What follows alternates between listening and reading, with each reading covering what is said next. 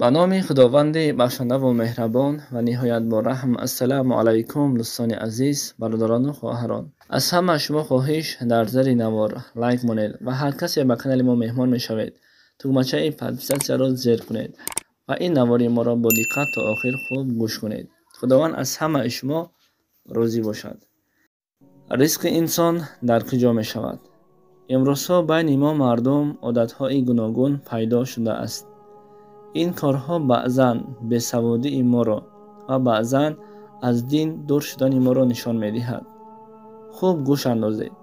بعضی از چند تا عادت‌های باطلانه را بر شما گفته می‌دهیم.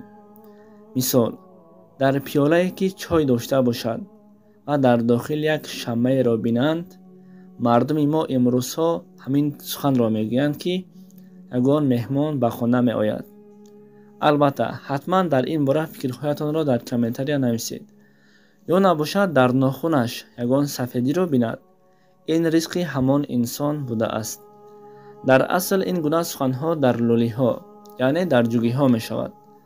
مثلا آنها یک گپی باطلانه داشته اند که آدمان صبح خسته از خداوند رزق می گرفته اند و لولی ها باشد در خواب مانده اند و دیر خسته بینند که به آنان چیزی نرسیده است و نمانده است و آنان به نزد خدا رفته اند و خداوند گفته باشد که من رزق شما را به آدمانی که پیش از شما خسته بود دادم، شما نیز رفته رزق خود را از آدمان گیرید.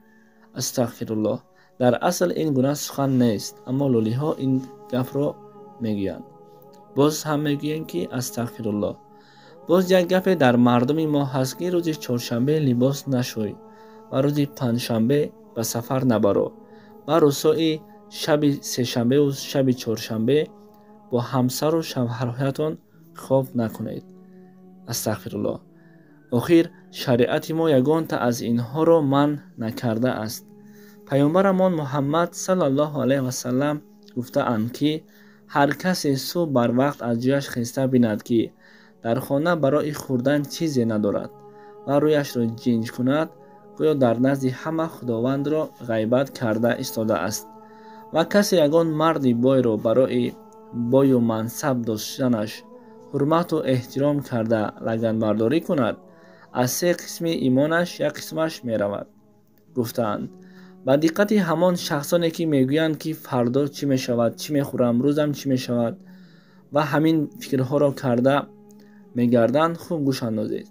در آیه 31 سوره یونس چنین آمده است: بگو که شما را از جانب آسمان و زمین روزی میدهد. آیا کیست که گوش و چشم ها را مالک باشد؟ یعنی خالق گوش و چشم باشد. و کیست که زنده را از مرده بیرون آورد و مرده را از زنده بیرون آورد؟ یعنی حیوان را از نطفه و نطفه را از حیوان. و کیست که کار را تدبیر کند؟ خواهند گفت خدا هست. بگو آیا حذر نمی کنید؟